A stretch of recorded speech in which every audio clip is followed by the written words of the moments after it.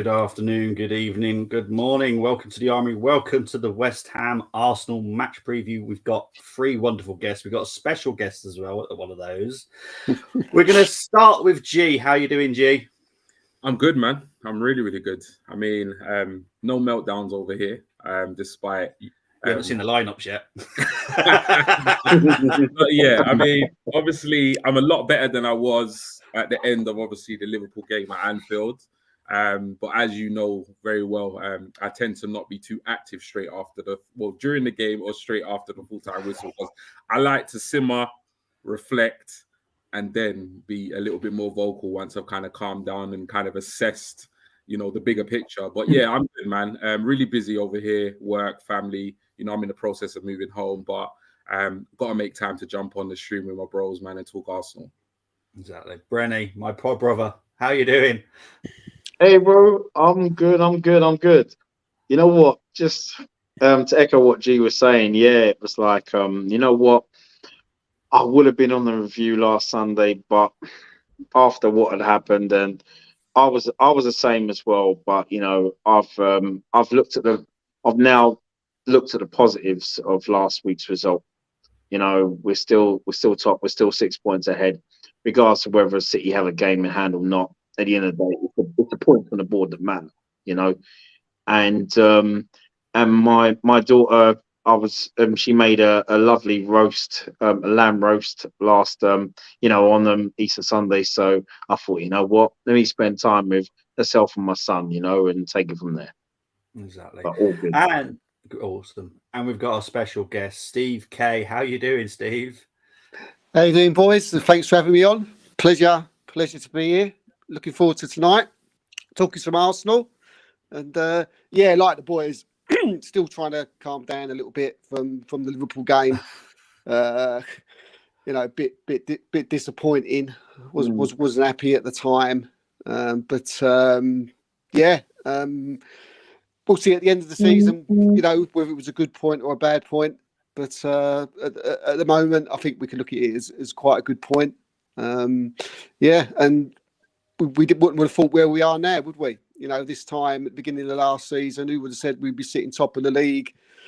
8 games to go. And all the other fans absolutely trying to say they're going to crumble and all that and everything else. Yeah. So, Yep. And Man City are this unbeatable beast, and we're the only ones feeling pressure. So, but no, I'm in a good place, mate. And like I said, thanks for having us on tonight. My pleasure. And thank you for G. Obviously, me and G have been discussing this behind the scenes to try and bring the community together for the final push. As Tony will be doing something quite funny tomorrow because it's the Grand National, which also suggests the final stretch. You kind of expect what he's doing tomorrow, but he showed me. It's very funny. But yeah, we want to kind of bring the community together for the last few previews because we win together, we lose together, and that's how I look at it. Always have done. Big up to Luke that's already in the chat.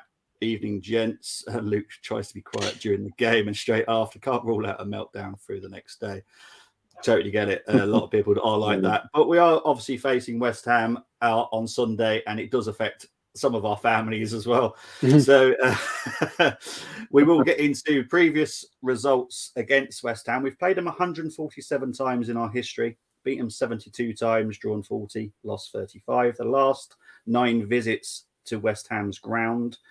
They've only beaten us once back in 2019. We've drawn 3, won the rest. So it's not a bad place to go. All right, is anyone feeling nervous? We'll start with you, Brenny, because you're at the bottom. Are you feeling nervous about this weekend? No, I'm not. And the reason why is because you've got West Ham. They've done really well in the Conference League at the moment, and I know they'll obviously want to remain in Europe, but at the same time, it's not gonna be an easy game because of where they are in the league at the moment as well. So we've always had. I mean, like I said, apart from that blip there, I mean, I think it was Declan Rice who scored the only goal of that game, but. No, I've got no worries about West Ham. They are beatable, and If Newcastle could do what they did over a week ago, I don't see why we can do the same. So no, I'm not nervous at all. Steve, how are you feeling about the game Sunday? We should hammer them, shouldn't we? Excuse the pun. But no, I mean, I'm like Brenny. I'm very confident. I'm even more confident after watching them last night against them again. I thought they was awful. You know, I thought they was terrible. And when you look at their players they've got, you wonder why, because they've got some excellent players in their team, but they just can't. They can't seem to get a run together. They don't fit as a team. They don't play as a team. Just basically a bunch of individuals. So, but I got no worries. I think, it's one of those games where I think we normally, when we play West Ham, it's a London derby and it's a big game. And West Ham will probably start off well, but I think, like usual, I think once we get the first goal, I think we'll beat them pretty convincingly. They shouldn't, cause us the problem. It's a must win. Draws no good. Every game's a must win now. We look at Man City. They got Leicester. We've got to assume that they're going to win that. So and it's a massive game because look, Man City next week. They're playing in the FA Cup. We're playing Southampton at home. We should win that. If we can win these two games, then we go into the Man City game 9 points clear when we play them at the Etihad. And for me, that's a big psychological thing for Arsenal to go in 9 points clear. Because I think if we beat City, I think it's over, literally. So I think that game, don't think that does them any favours next week. But be a tough game against United. Derby, but I think we should overcome them pretty easy. Yeah, G. You know what? I'm not nervous at all. And I don't know if that's a good thing or a bad thing. I guess we'll find out obviously on Sunday. But yeah, looking at the fixtures, that's why it's really good when you bring them up on screen, the previous fixtures, because in my head I kind of had it down as being a lot of maybe a more tougher place to go than it actually is on paper. And maybe that's just because of some of the memories of some of these games, like the 3-3s and stuff like that. But when you look at it in black and white, I mean, yeah, it's a favourable ground. I mean, you can't really knock that record, away from home. Like you said, I think 7 wins, 3 draws or whatever it is. That's pretty good. So, but no, I haven't felt like this week has been almost like the complete contrast to last week. Because like last week, when I was thinking after the Leeds game, I was immediately thinking about the Liverpool game. And I was thinking just like what a huge game it is and nerves, etc., etc. Whereas after the Liverpool game 2-2, I was thinking about this West Ham game, but for completely different reasons. Thinking about like we need to get the 3 points. It's like as Steve said, it's a must win. We need to get back on track, etc., etc. But I think it's a must win for both sides. I mean, for very different reasons. We're pushing for the title. They're 3 points above the drop. I mean, when you look at as Steve said as well, when you look at their squad, they really ought to not be where they are. They've got some exceptionally gifted players. The problem is that they don't score many goals and they concede quite a few. I think they've conceded more than they've scored, which is like abysmal. So, I mean, looking at the league table, looking at the form of both sides, this points in the direction of 3 points for Arsenal. But we know the Premier League is the Premier League. No games are easy. So I just think what we've got to do, we've just got to approach the game how we've been approaching games all season. And if our minds are right and we play our football, I think we literally, as Steve said, we hammer them. To be honest, because I can't see any other outcome. I think if we go there and we lose, I mean, that's gonna that. I think you might actually see me react straight after the game because that for me that would be a huge shock. So no, I'm not nervous at all, man. So hopefully we can just go there and do the business. Yeah, I'll be messing you, G, if that happens because I'm doing the watching. So I'm coming for you. If that happens, I'm coming for you. Big up to Mosk. Good luck lineup against the under-21s are playing at the moment. Since the Premier League began in 1992. We've beaten West Ham 35 times. It's our second most wins against any Premier League team, with Everton, who we've beaten 36 times. And unfortunately, we know what happened against Everton. This is what I'm saying, bro. Yeah. Records are there to be broken. Do you know what I mean? Exactly. But as we do on these shows, these are my 5 to watch for the West Ham. So check them out.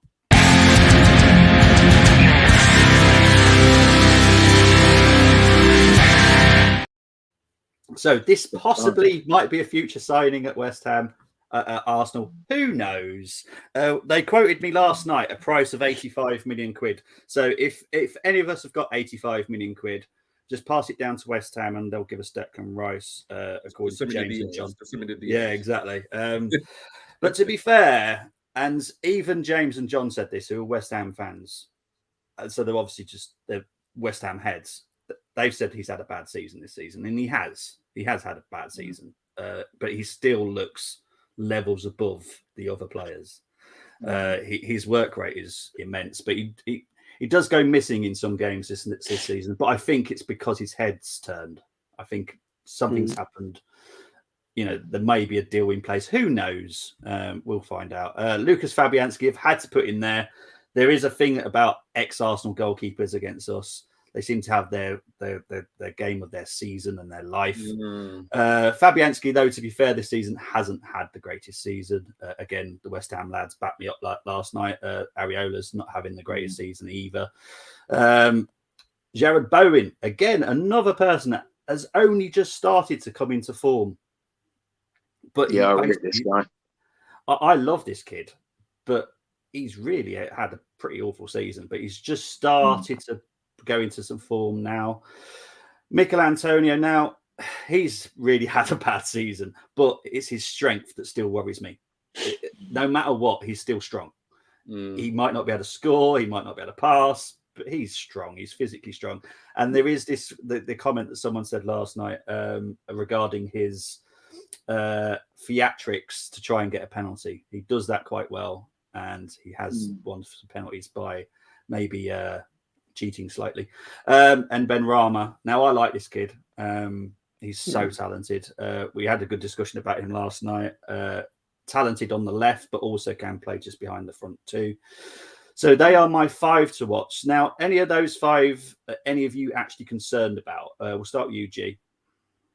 I've got to be honest. Like, if we're going back like last season or so, I would have said yes. You know, a lot of these, like these players are just kind of mirroring and reflecting where West Ham are in the table. They're out of form.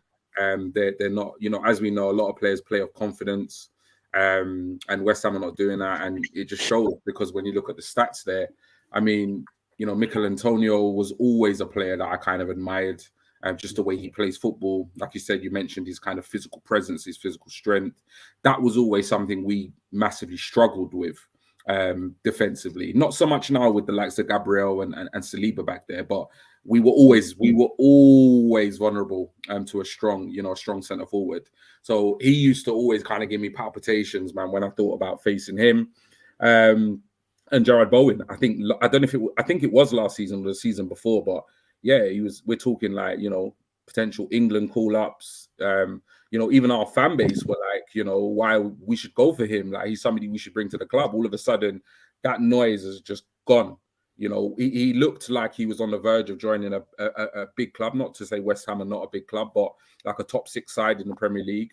And yeah, just due to his form, it's just not kind of worked out. So I think of the 5, they are the 2 that would kind of like stand out. I mean, Declan Rice and some of the other players, like I just don't see them having as big an impact.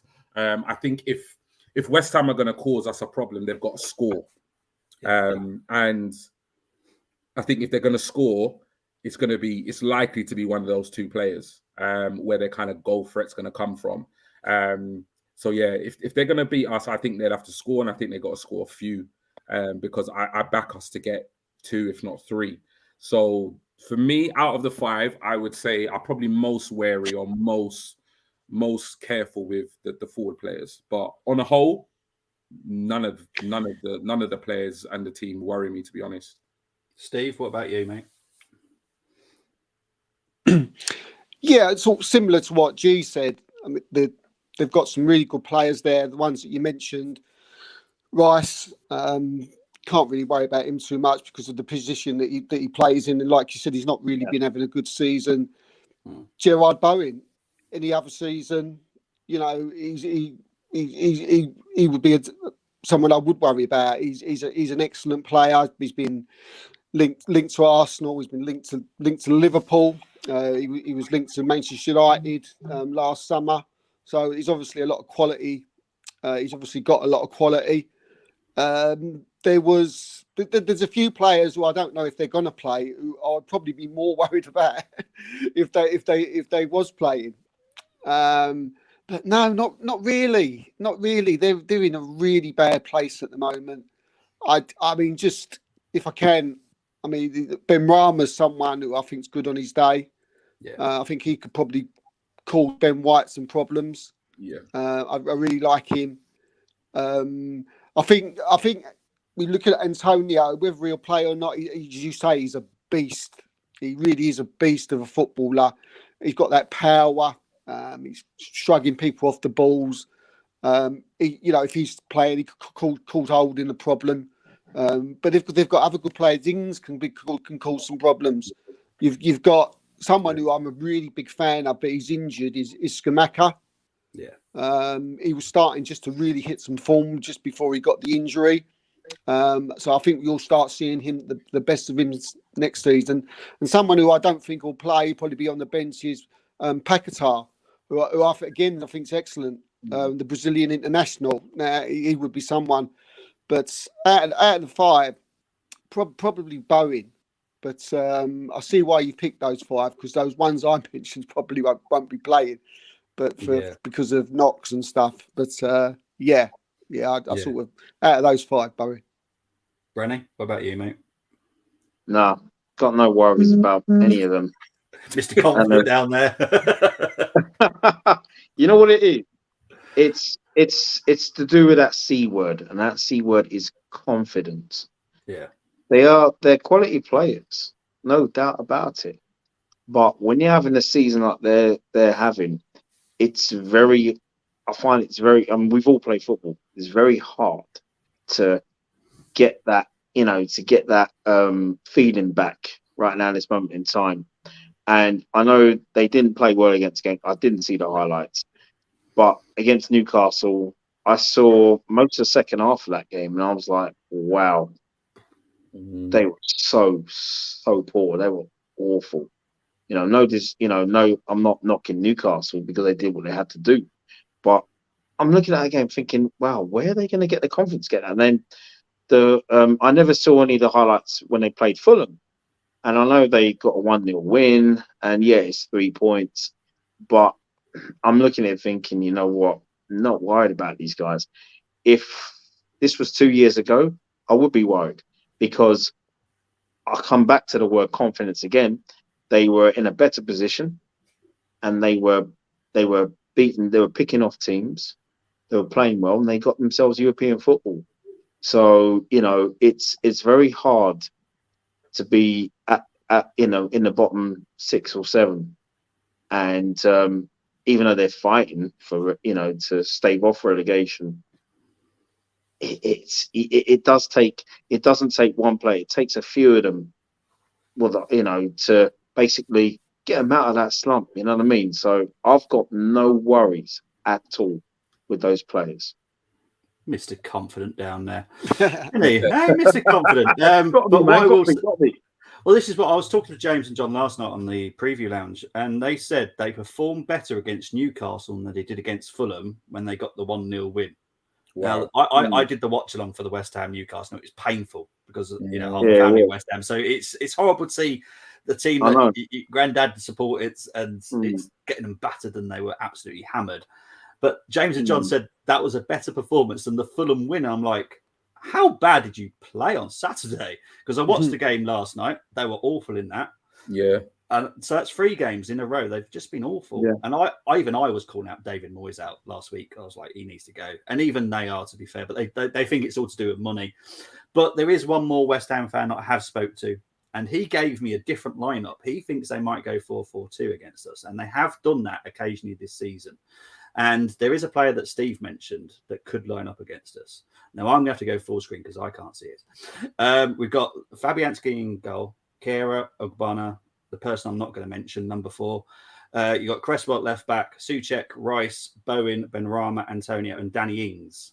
Now, if they went for a 4-4-2, would you be slightly more concerned with Antonio and Ings against our back line? I'm going to start with you first, G. No, I wouldn't. I wouldn't at all. I think, the thing with this, I think Brenny, hit the nail on the head, when he spoke about confidence. You've got one team that is absolute, confidence is rock bottom in comparison to a team that is not only pushing, but in the driving seat for the title. And I think some people get triggered when they hear that, but we're in the driving seat, pushing for the title. It's in our hands at present. So yeah, I don't think it matters how they shape up formation wise or who they play. It's going to take an extraordinarily significantly improved performance that we've seen probably from them all season for them to get anything from this game. And I think that will have to coincide with Arsenal having somewhat of a bad day at the office as well. I think the two would have to happen. They will have to perform, out of their skins in terms of what we haven't been seeing this season. And that has to coincide with us just not being, at the races, excuse the pun, for Grand National. But I think those two things have to happen in order for West Ham to get a result. I don't think it matters how they shape up, who they play. I think, the table doesn't lie. The table doesn't lie. It's been 30 games played, and we're top. They're struggling, to stay safe in this Premier League. They're not scoring. They're conceding loads. I haven't watched all their games. I watched the highlights, as many have said on this panel, and they were awful against Newcastle. I turned the match off last night because it was so rubbish. It was just, I just didn't even want to watch it. And the only reason why they scored is because the goalkeeper gave them an absolute gift of a goal. So yeah, I don't think it matters how they shape up or who they field. I think Arsenal, if we turn up and our minds are right and we perform to our best of our ability, we win this game. And we don't only win it, we win it easily. Okay, Steve, what about you? Yeah, again, I'm agreeing with G too much today. I don't know what's going on. Thanks for matter on here. Must be the show. But no, not really. I don't think. I think it's where we are and the players we got. I don't worry about Ings or Skamaka, whether they play Antonio, whether they're playing 2 up top. I think even when they play 2 up top, one has to drop deep, and I think Antonio's that type of player who likes to come from deep anyway. So you would have sort of Ings up top, and so you would think that someone like Gabriel would eat him up and deal with him. Yeah. I'm pretty sure that when Antonio who comes from deep, I think if you've got Thomas Partey there to deal with him. He'll stop his runs from coming in. Strength for strength. Power for power. I'd take Partey to win that battle all day over Antonio. And yeah, it's confidence. It's the players we got. Any other year last year where we hadn't been playing well, or this time last season we started to go through a little bit of a bad patch. Then you might be going, Antonio could cause us some problems, and Partey wasn't in the side, was he, for a little while towards the end of last season? You'd start to think, yeah, maybe they could do something. But we're in a place at the moment where you just feel that even though we drew 2-2 with Liverpool, the way we played in that first half, okay, we was different in the second half. All season we've been able to, sort teams out, whatever sort of system that they play. And so really, if West Ham are trying to sort of change things to sort of get the better out of Arsenal, I don't think they will. I don't think they can do it. I don't think they've got the players. And I think we've got the personnel to be able to stop them. If anything, I feel that the danger will come from the flanks, from the Ben Ramas, from the Bowen, if at all. So yeah. And Mr. Confident down there, you're not going to be phased by a 4-4-2, are you, Mr. Confident down there? Well, you know, Bobby, when you mentioned 4-4-2 before, I saw that lineup. I thought 4-4-2. I thought maybe they've coaxed Tony Cottee and Frank McAvenny out of retirement or something, you know, because boy, those guys scored about 60 goals, I think, in 1 or 2 seasons, or wherever it was, you know. But no, you know what? You know what? I do have. I'm not. I mean, I feel no way in saying this, but I do have an affiliation with West Ham, and yeah, it is. It is because my dad's been a fan since the '60s, and you know, it's just well, he never got myself or Damos to be to be West Ham fans, you know. But all jokes aside, that's you know, it's incredible because last season that would have been that lineup, yeah. They were I thought the last couple of seasons they've been brilliant. Yeah. I think they've been brilliant. And, you know, obviously this season, well, we don't know what's happened. And to be honest with you, it's you know, it's irrelevant for me right now because we need to get the 3 points. You know, we're in with a massive, you know, we're in the driving seat, we're in a massive chance for title. So, you know, it's if they want to play 4-4-2, then that's fine. But I still think we'd overrun them in midfield. And I think our centre halves will do what they have to do against the forward line. And I've got no worries about who they play on the flanks either. So, you know, I'm not saying this is going to be a walkover. Oh gosh, no means, because we know how difficult it is. You know, every Premier League game can be difficult. So yeah, it's just I've got no worries about that. If they play 4-4-2, they could play 4-5-1, they could play 4-3-3. I still feel confident that we'll get the win. I'm loving his confidence tonight. It's lovely. Big up to Moss saying, yeah, Bowen awesome last year, but average this year. I'm sure his father-in-law has had a chat with him, Mr. Danny Dyer. But yeah, before we took control of the game at the Emirates, Bowen was having dangerous, getting in behind and causing Zinni and Gabriel problems. Yep. Agree, Brenny, need to jump on them early, not get any confidence. If they go 4-4-2, we will overrun them in midfield. So bring it on, says Luke. Antonio and Ings aren't exactly quick, so we can afford to play a high line even with holding. That's what he thinks there. So we're going to get into the lineups, and I will warn you, G, there is going to be one that's going to upset you. I'm sorry. There's always one. There's always one, but there's definitely one that will upset you. But we'll get into it now. Head down, push forward through the tough times, cause anything worth doing is a tough climb, and I ain't gonna give up. Okay, so the first lineup is actually all 3 of my wonderful guests. They've all gone for the same lineup. So I'm now going to pause and let you talk about your team because you all chose it. We'll start with you, Brenny, first, though. Why did you go for this one, Brenny? Well, same lineup as last week. I thought first half, I thought we were brilliant against Liverpool. Second half, yeah, I wouldn't say not so good because I still think we could have nicked it towards the end, you know. But yeah, that lineup will handle West Ham, I'm sure, no problem, you know. And looking at that, the only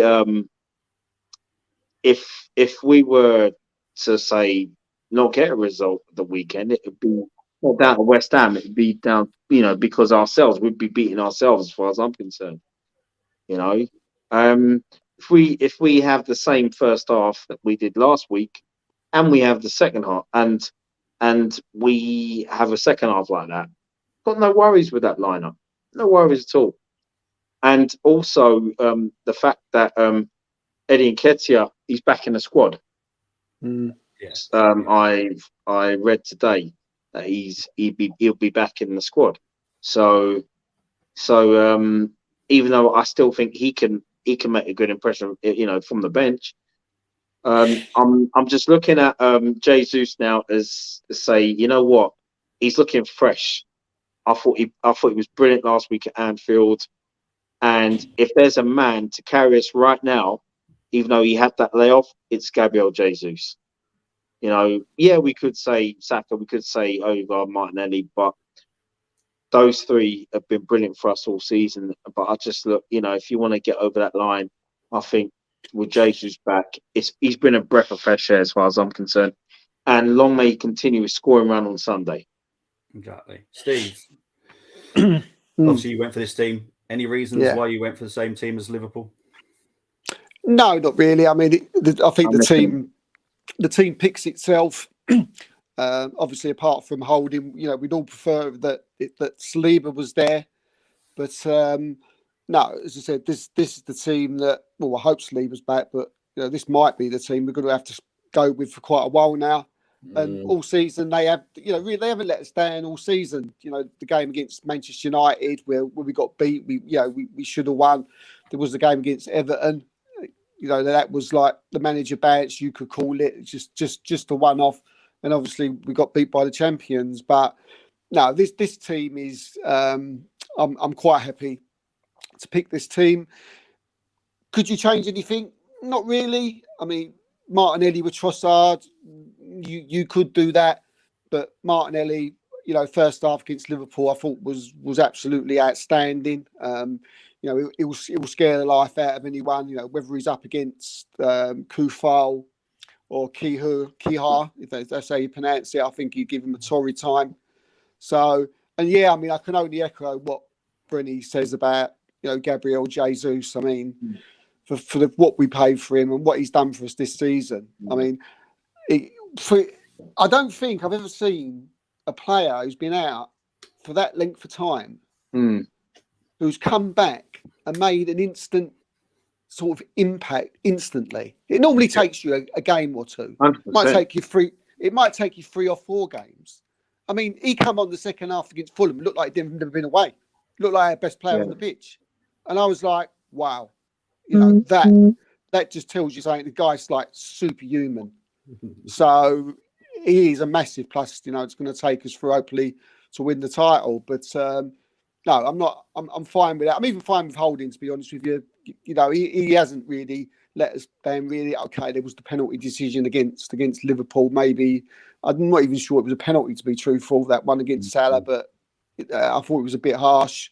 But he got away with it. But no, this side should have more than enough. I mean, if I'm David Moyes and that I'm looking at that team sheet, you know, that would frighten the life out of me. G. Yeah, I mean, yeah, I echo everything Brenny and Steve have said. The team picks itself. You know, Ramsdale doing his thing in goal. Big shout out to Ramsdale. I mean, he's the reason why we in the end we walked away with a point. Absolutely phenomenal performance at Anfield. We would have lost that game. As crazy as it sounds, how well we started, without him, we would have lost that game last weekend. So yeah, big up Ramsdale. I mean, the back four is the back four. You know, I've had my reservations about Holding over the years, but I think this season, more than most, he's come in and I think he's done a really good job. There have been times, you know, we played him against City in the FA Cup. Bar that yellow card, he absolutely, I think he won that battle with Haaland in that first half. He got obviously withdrawn because of the booking. Against Fulham, he did a really good job. And he looks okay. And I think against the likes of Ings and Antonio, that probably suit him more in that kind of maybe physical kind of, you know, defensive battle rather than a kind of quick, nippy, tricky player. I think he kind of struggles more. He's more likely to kind of get turned or spun in that situation. So I'm a lot more relaxed going into facing West Ham than I was going into facing Liverpool, put it that way. But yeah, the rest explain, you know, the rest of the back four, there's no explanation needed.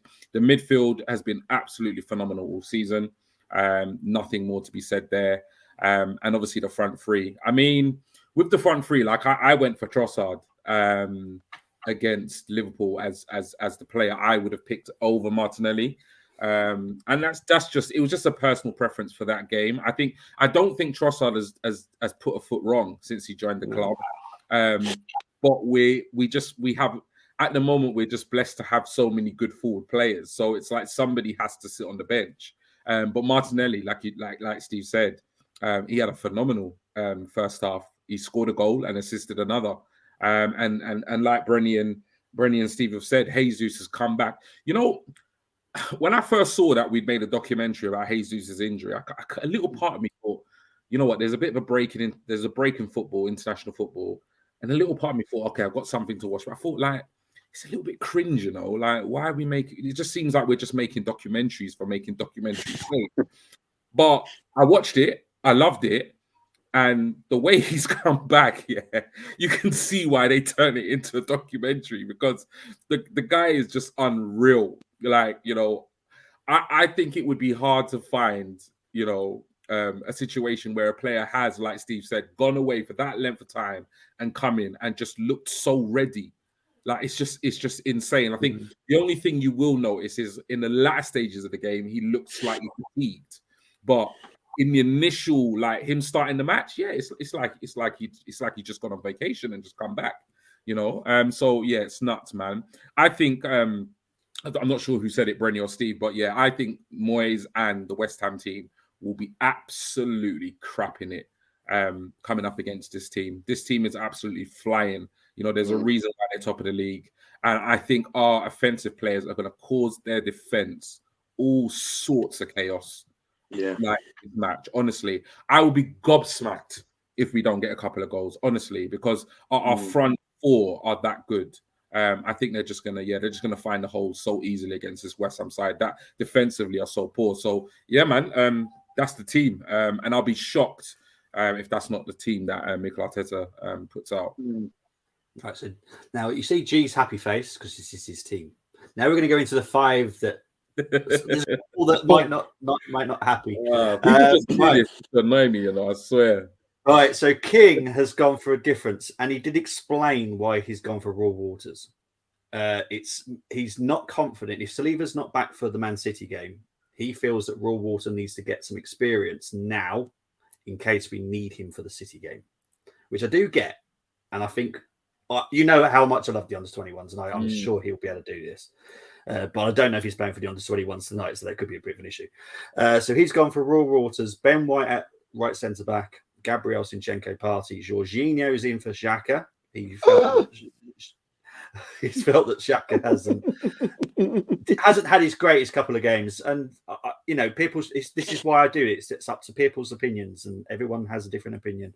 He feels that Xhaka isn't being brilliant right now. He's gone for Trossard, Martinelli, and Jesus. I'm going to start with you, G, because I know you love these. He's probably his head already. He's like, oh no. Yeah, I mean, no disrespect at all, Chris Gunner King. You know I love you, but no, it's not that King. It's King's football show. Oh, is it? Yeah, sorry, my apologies. Just no, not for me, not at all.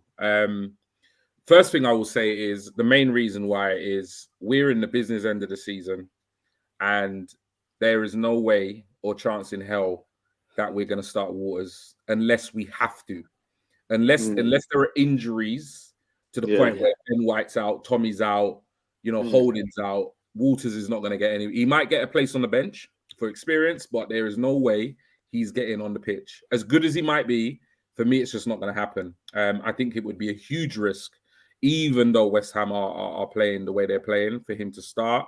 The other thing I'll say is Trossard and the Ben White combination itself didn't look great when we played. I can't remember what league game it was, although Trossard had a say in, I think, one of the goals. I think it was Fulham. No, it wasn't Fulham. I can't remember. It was recently. But there was, it didn't look quite right. So we're talking about changing our whole right-hand side in, for me, what is a must-win game. When I saw Trossard on the right, although he had a hand, I think he set up one of the Jesus goals. He didn't look as comfortable as he looked playing the false nine, or even on the left when he first joined the club. So for me, Waters would be a huge risk to throw him in the deep end against West Ham in a title push, must-win game, and then to play Trossard, two players that have never really started a senior game together, I think is a huge risk. I think dropping Xhaka. I mean, I can't believe I'm saying it, but yeah, it's just You know what I mean? Like Steve will tell you, me and Steve have had many conversations about Xhaka prior to this season, but to this season, I can't fault him. I really can't. I think even the incident, don't get me wrong, I know there's been a lot of talk about, Xhaka, hyping up the Anfield crowd. I actually believe that was massively blown out of proportion, to be honest. I think it was mainly done at the time. I kind of agreed because of the emotion, but when I kind of sat down and reflected on it, I looked at it and I thought to myself, what did he really do wrong? I mean, he kind of had a bit of a togetherness with Trent. Trent reacted, and he just stood his ground. And obviously, that riled up Trent, that riled up the crowd. But I mean, it don't take much to rile up the Anfield crowd. For me, the main issue was conceding when we did. That was the main issue, which kind of swung the momentum. So yeah, for me, I mean, Xhaka has been absolutely brilliant in that number 8 position, and I think it's another stream, another conversation, another day in terms of what we do long term for that position and that place in the pitch. But for me, don't fix something that isn't broken. Xhaka's done phenomenally well in that position, and I don't think, and it's not even like, oh, I can't see Arteta doing it. I don't know why anybody would. Just play all of a sudden Jorginho in that position when Xhaka's played there all season, and he's had the best season he's had in an Arsenal shirt for me. So I appreciate the changes, but for me, not a chance. I really dislike this team. Steve, sorry, Steve, what do you think about this lineup? We're out of the Europa League, aren't we?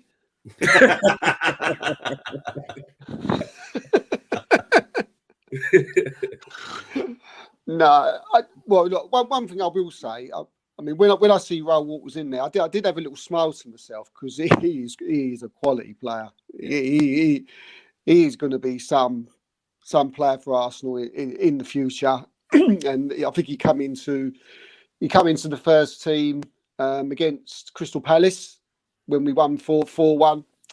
He was also on the bench against Liverpool. So it's obvious that Mikel Arteta thinks a lot of him.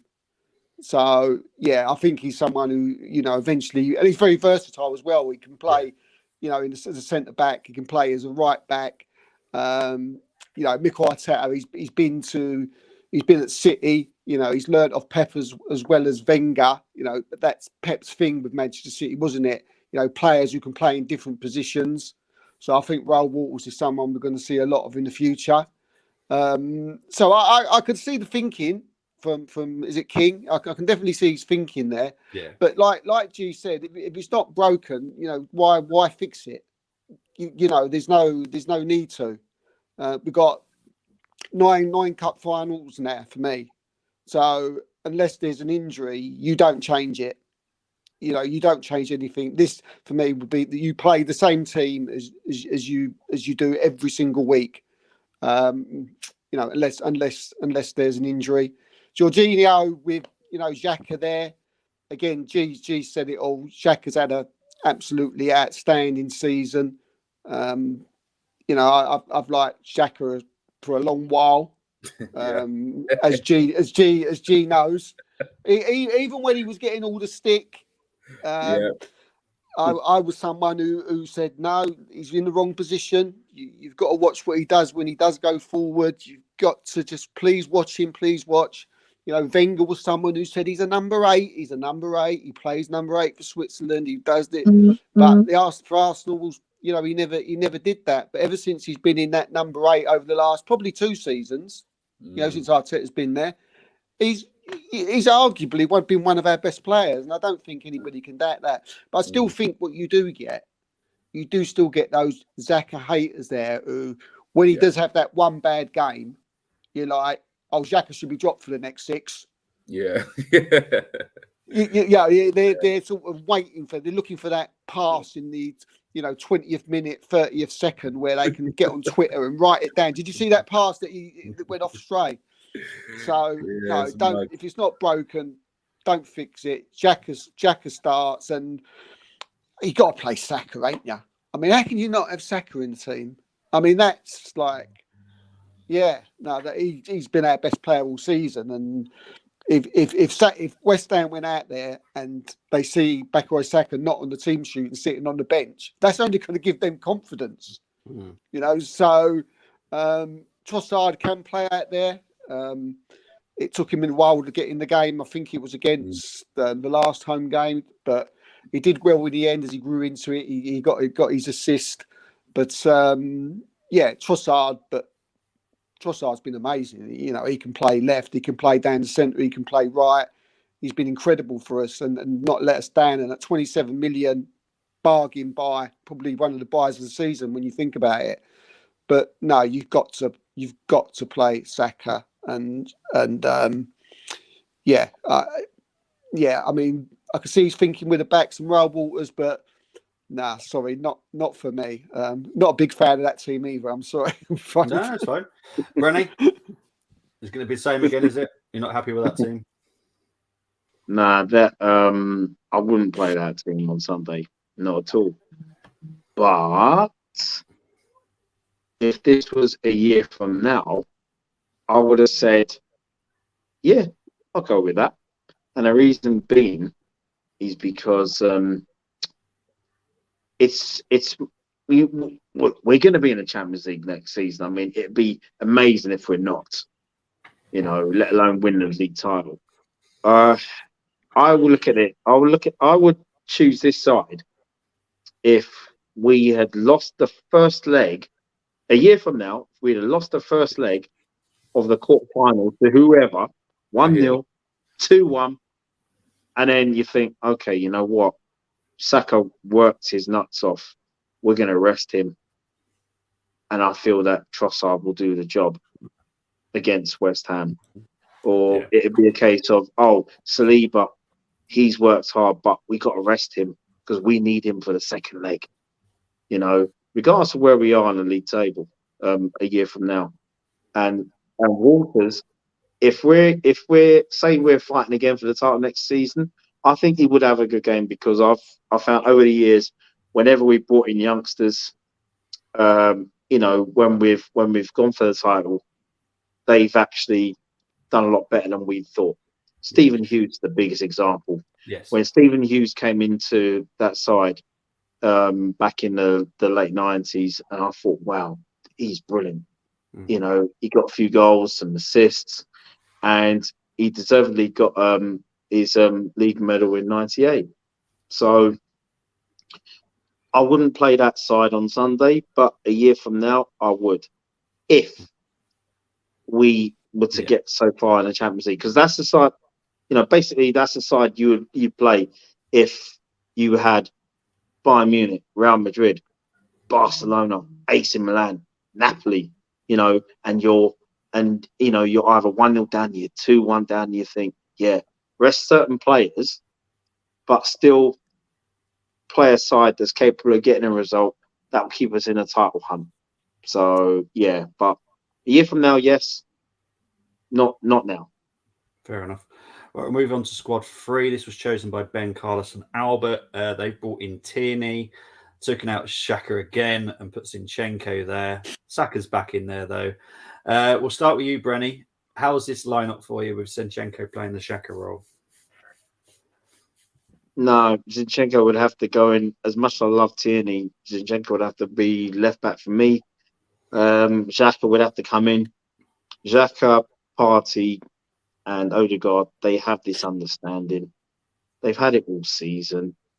You know, I wouldn't drop Xhaka, not right now. And also, it's only one competition we have right now, so I wouldn't drop Granit Xhaka. You know what? I'd only play Zinchenko in the Xhaka role if Xhaka was injured or suspended. Okay, you know what I mean? But nah, not for me. Steve? Better. Better. better than the last one. I'm a big fan of Kieran Tierney, and I actually think he's a better defender than Zinchenko. Yes, he is. I think when he comes on, but when he gets a chance to come on, which ain't often, he always performs for us, and he does shore up that left-sided for me. You know, during the whole game, you know, Zinchenko's excellent. He's he's a better footballer. He gets forward better. He's a better inverted fullback. You know, he comes into that middle. He plays into the midfield anyway. You know, most of the game anyway. He normally pops up in there. So, yeah, I wouldn't be so. I wouldn't be angry if actually Zinchenko was put on the bench at some point, and Tierney playing. It's probably, if someone could say to me, "You've got to make a change from your first 11. You have to make one change." What would it be? It would be that putting Tierney in for Zinchenko, because I think we've got more than enough to go forward, and I just think Tierney's defensive ability, and he ain't bad going forward either, is he? I mean, he got that assist when he come on the sub against, was it? I forget who it was now. It was at the Emirates. He pulled the shot back, didn't he? Was it Odegaard who buried it, didn't he? He pulled the shot back for him, and so he can go forward, but just maybe not as good as Zinchenko, and he really can't do that inverted thing. He's not that. But I like the idea of Tierney there. I would have loved to have seen a lot more of him. Yeah. So, but maybe I do get the fact that, as I said like a little while ago, that, you know, we are in sort of every game's a cup final now, and you need to keep that team as much as possible. I just pray that Tierney doesn't want to go and he wants to stay and he fights for his place, because I do feel we'll see a lot more from him next season. And I'll tell you what, we need him as well, because and he can always play in a free as well. Again, that's probably the only one that I would change. And yeah, it's not a bad side looking at it, to be honest with you. Oops. He did say 55 minutes, didn't he? He did say 55 minutes, and it's pretty much that. G, we'll go crack on with you. Yeah, literally, to be honest, I echo everything Brenny and, you know, Steve has said. Yeah. I mean, it wouldn't, you know, this side wouldn't give me any nightmares. It wouldn't be what I picked, as you've seen. My lineup is different. But if I saw this on Sunday, I'd be like, okay, cool. I can live with this. It's not what I do. It's not what I think Arteta will do, but I can live with this lineup. You know, it makes sense. It gives Katie some more minutes. Zinni can play in that position. So I understand the logic behind it. Yeah. Steve, you did say 55 minutes. And it was bang on 55 Was it 55? About 55, yeah. You did say it might drop out. There's someone up there, someone up above who just waits. So let's press that button. It's coming up. Bob, here you go. So what were you saying at the end there? Yeah, just like, you know, I get similar to what G. I caught the last bit of what G said there when he was saying that he wouldn't be that angry and he could live with it. I could live with it. I could definitely live with Tierney getting a run at left back. You know, I'd really like to see that. But I wouldn't do it with Zinchenko. I wouldn't play him in the midfield still. I still wouldn't play him. I'd still play Xhaka there. I wouldn't drop Xhaka at the moment. But definitely swap Tierney for Zinchenko. I wouldn't be disappointed at all if I see that this weekend. All right, fair enough. We'll go into the fourth one. This was chosen by Tim, Josh, and Nicholas. Sorry, but Xhaka hasn't made it once again. They've gone with Zinchenko at the left, and they've actually put ESR, which I actually like. And everyone that knows me, I love ESR, and I do think he can play number 8 at some point. Whether or not this is risky, I don't know. But I think with Souček so out of form, I think it probably is the perfect opposition, to be honest, for ESR. G, what do you think of this one? Yeah, I mean, again, it doesn't give me nightmares at all. I feel quite a lot more comfortable with this one than King's lineup, I have to say. But yeah, most of the team is very similar to what I picked. It's only ESR that's come in. I think with ESR, it's a difficult one because I think a lot of Arsenal fans have forgotten just how good he was last season in almost securing us top 4 in Champions League football. He was absolutely phenomenal. The performances he put from a starting position, but also the impact he had from the bench many a time last season was incredible. Obviously, he's been injured, and unlike Jesus that we was talking, he's come back and it's taken him a while. You know, Jesus has come back and just boom, you know, like fish to water. Whereas ESR, it's taken him a little bit longer to kind of, you know, get to grips with the speed of the game, get his confidence back. And when he has come on, I mean, he's looked like a player that's been out for a long time, despite coming into a full flowing, very confident playing football team. So again, for me, we're in the business end of the season, money end of the season. We're pushing for a title. We're in the driving seat for the title. I'm not taking any risks. You know me. I'm a creature of habit. I like routine. I like stability. I like consistency. So for me, if my first 11 that I've trusted all season are fit and ready, they play. ESR, you're gonna have to wait your turn, man. But this is the title, baby, and I can't risk that by just throwing you in there and you potentially not being at the races or etc. So yeah, not for me. I wouldn't lose my head if I saw it, but yeah, just not for me. Brenny? Yeah, I agree with what G said. You know, echo all his words just now. If I was to see that lineup on Sunday, I still think it'd be West Ham. I mean, listen, don't get me wrong. All all the 11s that I've seen so far, I think they would all beat West Ham. Don't get me wrong. True. But also, you just got to think with City breathing down our necks, and obviously we dropped 2 points last week in Liverpool. You have to pick your strongest 11 possible. That's why I wouldn't leave out Granit Xhaka.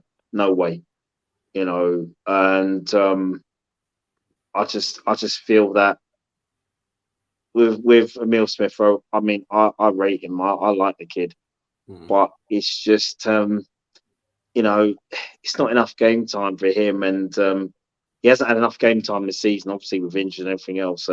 For me, I would have him on the bench regardless. But yeah, it's still a strong lineup. Like all the lineups have been strong so far, but no, Granit Xhaka would have to stay in the side for me. Bit of a trend here, though, isn't it? Dropping Xhaka, isn't it? Yeah, what's going on in here? There's 2 more lineups, and he's only made one of them. So wow, you know. Steve, what do you think of this one? Yeah, we've had 4 different so far. We've had Xhaka, we've had Smith Rowe, we've had Zinchenko, and we've had a Jorginho. And like Brenny and G, and like yourself, Bobby, we all love Emile Smith Rowe, don't we? You know, we absolutely love him. He's one of our own. Great kid, unbelievable ability, and he's going to be again someone who's he's someone who, like, there's been these murmurs about that he's going to leave and all that. Oh, should we sell him? Should we go? Should we go? I think that's absolute nonsense for a start. You know, there's no way this should go. But he also comes out and he says, I don't want to go. I don't care where I play. I'm an Arsenal boy. I never want to leave this club. And you want to hear that. I want to hear a little bit of that from Kieran Tierney, actually, as well. You know, because he's a bit too quiet for me.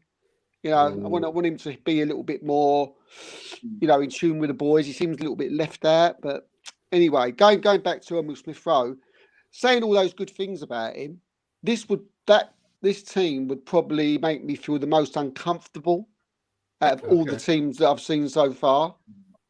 If I was to see this team line up on Sunday, and the one reason that is because just his defensive abilities. I don't think he can defend. I don't think he hasn't got. I think if he's got a weakness, it's his defensive abilities. I think it's his getting back. You know, if you've got Xhaka there, or even if you've got Jorginho there, you know that they're tuned in, they're experienced, they can help up Partey. As good as what Partey is, he can't do it on his own. Do you know what I mean? He's got Odegaard there, who's like a workhorse. But, when Partey's got Xhaka next to him, they make a great pair. Okay, worst comes to worst, if you've got Jorginho next to him, we've seen Jorginho and Partey have good games. Jorginho has done well. We know he's experienced. You would trust him there. Zinchenko, we haven't seen him there, but you feel that he's better defensively. He's got a good defensive brain on him. But Emile Smith Rowe there, I'd worry about that side of his game.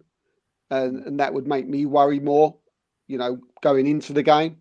But definitely a fantastic player. Love him to bits. And yeah, if I could just give him a little message, just keep calm, Emil. And next season, I'm sure we're going to see a lot more of you, and he'll be whacking in them goals and getting them assists again. No, fingers crossed. Let's go into the fifth squad. If I can actually get it coming up. There we go. Richard, Tolly and Tony have gone for this one. They've literally just swapped Tierney for Zinchenko, and it was literally because of Jared Bowen on the right, because of what we've said about Tierney being a better defender. Steve, you happy with this one? Yeah, I'm very happy with that. I'm very happy with that. It makes me sound like I'm a non-Zinchenko fan, but again, we love all the players at the moment, and I love Zinchenko.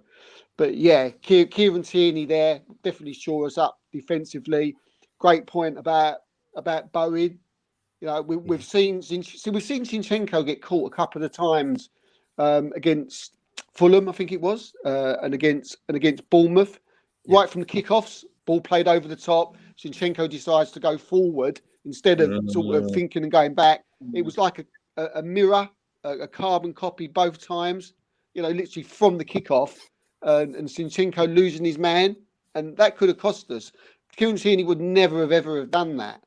But look, let's not take away from what Zinchenko's done this season. Yeah. But look at this team. I would have a big smile on my face, and I'll be like, "Please come on, Kieran, show us what you can do." I'd really look forward to that. And I think he wouldn't let us stand. So yeah, he's used to playing with Martinelli down there. He certainly would give us that extra option going forward. As I say, he probably wouldn't be able to help Xhaka out as much because he's not that, he's not really tuned into sort of playing into that inverted midfield role as well, like Zinchenko is. But certainly, if I see that team, big smile on my face because, as I say, I'm a big fan of Kieran Tierney. Brilliant stuff. Brenny, you happy with this one? Yeah. I'll tell you what, that side will beat West Ham, no doubt. Like I said, all of them will. All of them will. You see with Tierney, Gerald Bowen, I think he would deal with him. But also, I have said quite a few times on this channel, Tierney, Zinchenko, I'm not worried about who plays out of the two of them. You know what I mean? So it's a very strong lineup. Oh, and Xhaka's in as well. So hey, but because I mean, 2 years ago I wasn't Xhaka's biggest fan, but with Granit Xhaka, I've seen the second half of last season and this season. Yeah, he's been levels. You know what I mean? So that's why I wouldn't leave him out personally.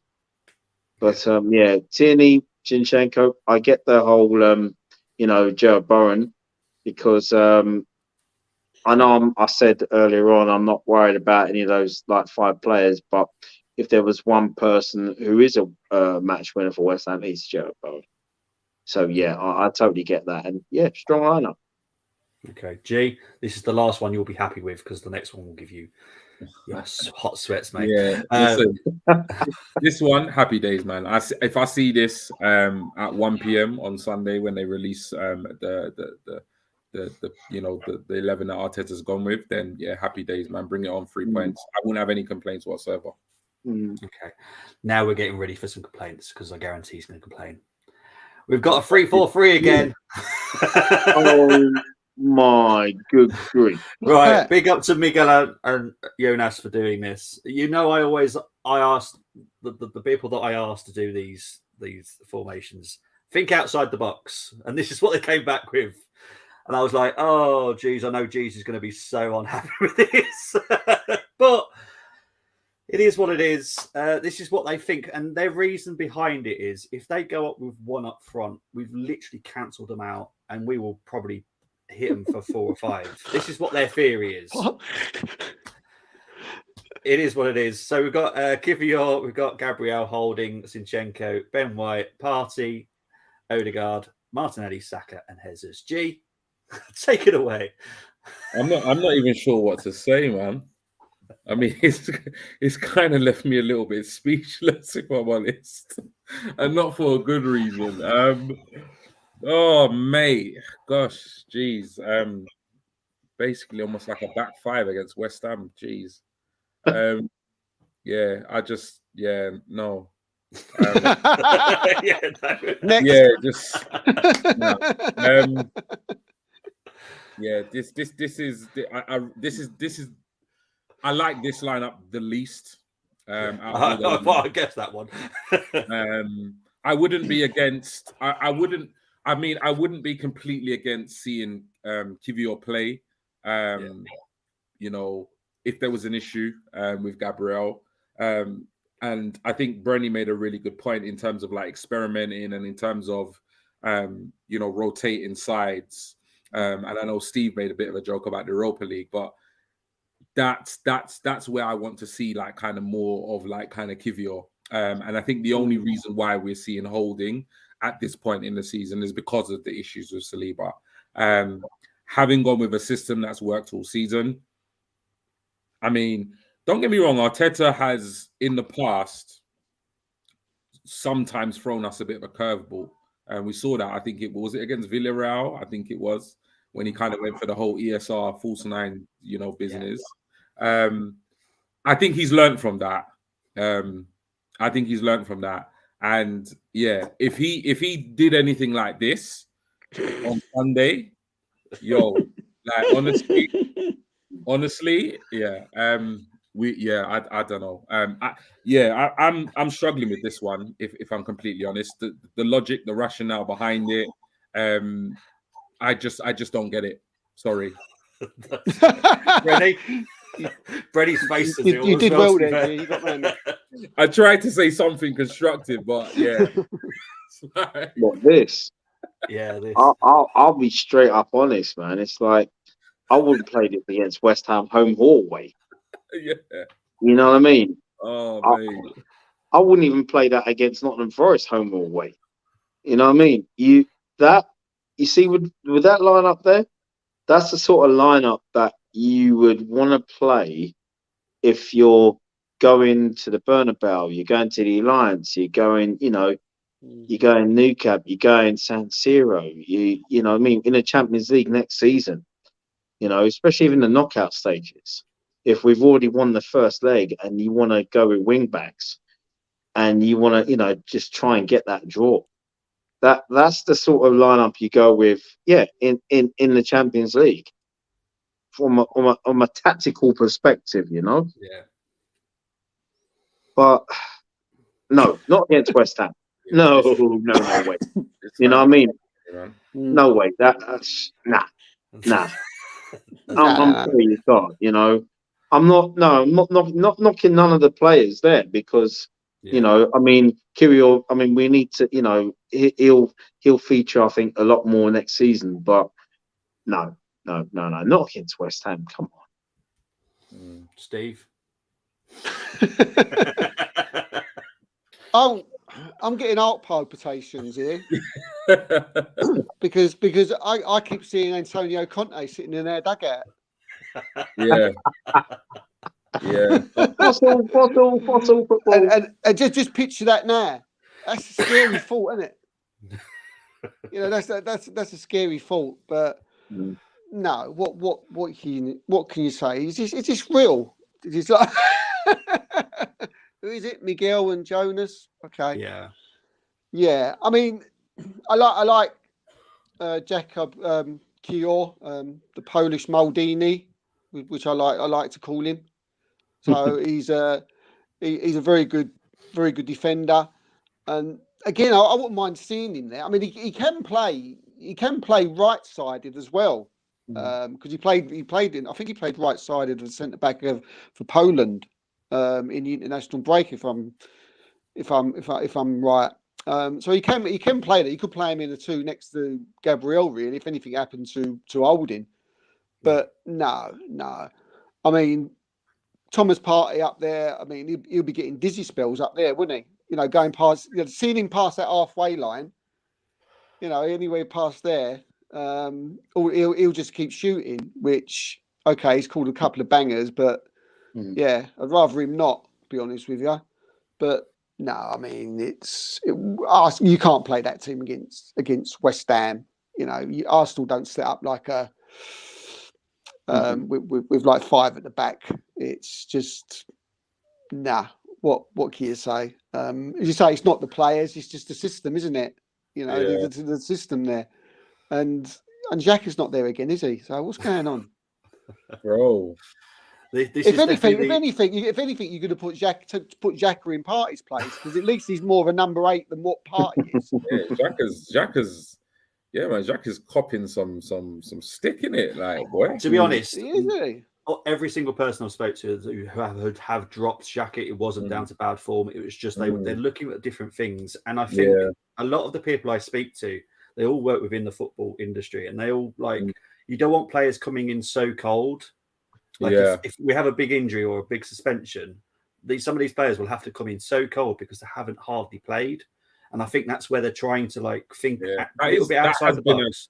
That has been somewhat of a criticism about Arteta. People have said that he's not kind of mixed it up enough and stuff. But I kind of feel like he has like mixed it up at different points. But I don't think the players that have come in have somewhat responded or given him, you know, a reason to say to kind of stick with them. Because I think he's given like some of the squad itself a fair crack. But when you compare the performances when he's rotated the side in comparison to when he hasn't, I mean it's been chalk and cheese because you just look at our form in Europa. I mean we got to obviously play Sporting, but even up until that point, I don't even think we had a decent game in the group stages, and that was a heavily rotated. We kind of just got over the line because we had enough quality, but the performances were awful. So I think, as much as we're all, because I think me, Steve, and Brenny, I think we all picked the same 11 originally. As much as that is a good thing, I think going into next season, I do think, we need to have a few more people pushing for a starting place. I think it's the time of the year, isn't it? It's because of where we are. Business end, man. Business end of the season, and you just can't start messing about with formations and making too many changes. You know, you've got to stick with basically your best 11 every game now. Imagine he did that and we lost. Imagine he tweaked that and we lost. Jesus. Wow. Right, before we get into the challenge, we want to quickly get into the comments. Shane, when last we got a league hat-trick, is praying there. Big up to Solo. Hope you're doing well. I know you're dealing with a lot of stuff out behind the scenes. I hope you're doing well, mate. I thought Kieran Tierney, the greatest left back in the world football. Solo, you can tell he's had a bit of a break from YouTube. Onslaught. You need 11 of Fred to get. I'm wondering if someone might have hacked Solo's account here. I can see you smile. I'm always smiling. What are you on about? Fred would run the show. Declan Rice to run that midfield on Sunday. Oh, he's definitely back, isn't he? Luke's saying here, we used to play 3-4-3 quite often in Arteta's early days and as recently as Chelsea away last season, if Emirates serves me right. I agree with G. We've changed it up often in the cups, and every time Arteta gave a squad a chance, they have let us down. Totally agree. And it is now challenge time. And here we go.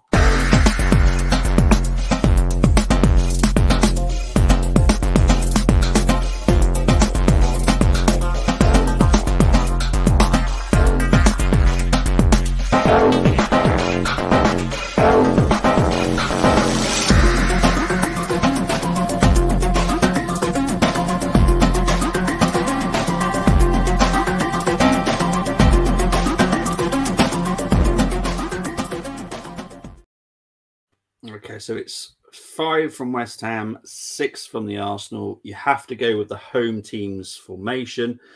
Despite a lot of disagreements, we have finally chosen a 4-2-3-1 system. So I think the best way to do this, we're going to start with Steve, then we'll go to Brenny, then back to G, then back to Brenny, then back to Steve. So for each West Ham player. So your first West Ham player, Steve, who are you going for? Right, the first one I'm going to go for is the man you don't like to name, Bobby. So I'll be respectful and I won't name him either. Okay. So the man you don't like to name, Yeah. I'm going to put him in. Him at centre back. Yep. So I name all my 5. Yeah, name the whole. No, it's just making sure that's the right player because I don't want to say his name. Yeah, yeah. Oh right. Yep. Yep. Okay, Brenny, your one, please, mate. It's got to be Declan Rice. Right. You want to put him as CDM? Yep. Yes, please. Jeez, man. Right, G. Oh boy. I'm just looking like I'm thinking, yo, come on. Okay. I'm gonna go with a little bit of just because I really like this player. I don't think he's had the greatest career at West Ham, but I still think he's a quality player. Paqueta. Okay, where do you want to put him? I'm putting him in the cam role. Okay, interesting. You know what? Because James and Luke went for him last night, but they put him as CDM, which I thought was quite he can interesting. play there. He can play, but I don't like him there personally. No, I personally don't. But he has played there. Yeah, but I prefer him in an offensive position. Yeah, so do I. Or more defensive. Brenny, your choice, please, mate. Okay.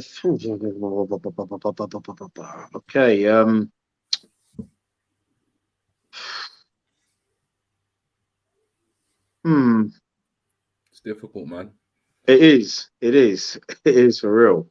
I would say Ben Rama on the left. Yep. Okay. I just spelled his name. There we go, Ben Rama. Right, and we're going to finish off with Steve for the 5th West Ham player. Right. Good. I went for every one of them. Yeah. But I agreed with you. I wouldn't have played Paqueta in the. I would have played him as like a 2, but different formation. But anyway, I'm going to go for. I don't know who he'll play, but I'll go for Kufal. Yep. Okay. There's a right back. There's a right back. Yeah. Okay, so we're going to do the Arsenal players, and it should be fairly simple. Ramsdale in goal. Yep. Everyone agree? Yeah. Mm-hmm. Cool. The last centre back. This might not be as easy as I expect it to be. Who are you going for, Steve? Are you going for Saliba or Gabriel? Because we're going to do a vote. Okay. Brenny, who are you going for? Gabriel. Okay. Well, it's going to be Gabriel. G, happy with that? Yeah, I would have gone with Saliba, but obviously I don't mind being out. 2 votes against 1. Yeah, sorry, it's mate. It's only because I just feel like the two of them are a bit like big and big and clumsy. I think Saliba's got a little bit more finesse. That would have been my reasoning. Fair enough. Left back. G, who are you voting for? Sin or I'm gonna go for looking at the. I'm gonna go KT. Okay. Brenny? Zinchenko for me. Oh, okay. So, Steve, you get the final decision then. Oh, Zuma there. Zuma's quite good. I'm going to go Zinchenko. Yeah. Okay. Cool. Right. Is everyone going for party for the CDM? Oh, hell yeah. 100%. Making sure. Yeah. Okay. We're going to go with Reece Nelson on right, yeah? Yeah, definitely. Yeah, Who? I'm joking. I'm joking. It's Saka. I just like to make sure everyone's listening. sorry. That went woof over my head. I was like, what? And I'm going to guess it's Jesus up front. Is everyone agreed? Yeah. I'd go for Jesus, yeah. Yeah, okay. 3 goals in 2. Yeah, so this is the team that all the guys have picked. You've got Ramsdale in goal, Sufal, Gabriel, the guy I'm not going to name, Zinchenko, Partey, Rice, Paqueta, Saka, Ben Rama, and Jesus. That is a good squad. However, because I'm having to say someone that I don't want to say, you have automatically got the L. You would have done it Alexander Arnold. What team won then? It would actually. It's actually Tony again that won it, and it's with this. And I will show you now. I want to take this off if I can get it up here. These are the teams that James and John went for, and James and John's wasn't too bad, but they tried to get Bowen in the squad by putting him on the left, and for me, work. But Tony's, I love Tony's. He's gone for Fabianski, Sinchenko, Gabriel, Agerd, Sufal, Partey, Rice, Odegaard, Saka, Benrahma, Hazard. Not bad side. So for me, Tony wins once again, and you've only lost literally because you've put the player in that I don't even want to talk about, in my opinion. But that's just my issue with him. It's not your fault, Steve. I had Trent Alexander-Arnold. As soon as anyone picked him last week, you automatically lost. There's always going to be a trip up, unfortunately. Kevin Mummy, the wobble is on. What's that about? The crumble. We're going to fall apart, I suppose. Oh, the wobble. Oh, that might be Rebel. Is that Rebel? I don't know, man. I thought he meant like we're gonna start wobbling in it. That's what I thought as well. Well, the thing is, that's obviously FTSN is us. So I'm trying to work out who's messaged that from the Twitch. No idea. Kevin Murray, the wobble is on. Well, it's probably a United fan because I thought he misspelled Womble. You know what I mean? Because he can walk out with a kid. You know what I mean? Like, but they're from Wimbledon Common. But there you go. On your next challenge, you should say, Shafi. Yeah, I just do it because last night, didn't they? Man United. Yeah, exactly. We need to find out who Bobby hates in the Southampton team. That's probably a very good idea. There is one. So, guys, really appreciate. Oh, actually, we need to do predictions, don't we? Jeez. Oh man, yeah. Steve. Are you one for predictions, or do you just like to say win, draw, lose, or do you? Like I'll have a prediction. I think we're gonna, like I said right at the beginning of the show, I think we're gonna hammer them. I don't think this is going to be a problem at all. Shall I give him a goal? I'm going to give him a goal because half my family supports West Ham United, so I just feel it's something I should do. You know, just for them. You know, if anything, maybe a penalty or something. So. Nor the front room next door. You watch, as soon as I get off, like, I'm going to get lynched soon. But I think it could be 3-4. I can go 4-1. All right, 4-1. Brenny, what are you going with, mate? Amazing, because Steve, that's what I was thinking. 4-1 as well. Great minds, Brenny. Great minds. I'm gonna go 2-0. They don't score many and they concede quite a few, so I'm gonna go 2-0. Okay, fair enough. Guys, in the comments, or anyone that's watching it back, please put your predictions in the comments, and me or Tony will respond back with them. It's been a great show, though, guys. Really loved it. It's gone for nearly an hour and a half. I do apologise. We just get talking sometimes. But Steve, thank you ever so much for coming on. Where can everyone find you, mate? You can find me on Twitter. It's Steve Kay, the letter K, 9KS1TV. Thank you ever so much. Brenny, my pod brother, where can they find you? Yeah, you can find me on Twitter and Instagram as well. What I did last week when I was putting on classic Anfield battles, I'm going to be doing the same thing again with classic battles at Upton Park and the Olympic Stadium. So I'll be doing that again as well. And of course, you can find me here on the Armory TV. Brilliant stuff. And G, where can they find you? Yeah, man. First of all, a massive thank you to Steve Kay for coming on tonight's show. Myself and Bobby had a conversation about, as he said at the beginning of the show, just kind of getting the Arsenal community together for this final push, hopefully, for the title. So massive thank you to Steve for coming on tonight's show. Massively appreciate it. But yeah, you can find me obviously on here, the Armory. If for whatever reason you haven't liked the stream or subscribed to the channel, please do so.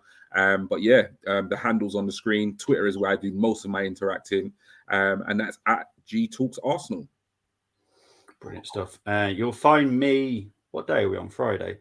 You'll find me tomorrow doing the score with Moss. Tottenham are playing. So tune in for that. So hopefully they lose. And then on Sunday, I am doing the watch along. So it needs to be nice and comfortable. Because if not, I am coming for G. Simple as that. I'm coming for G.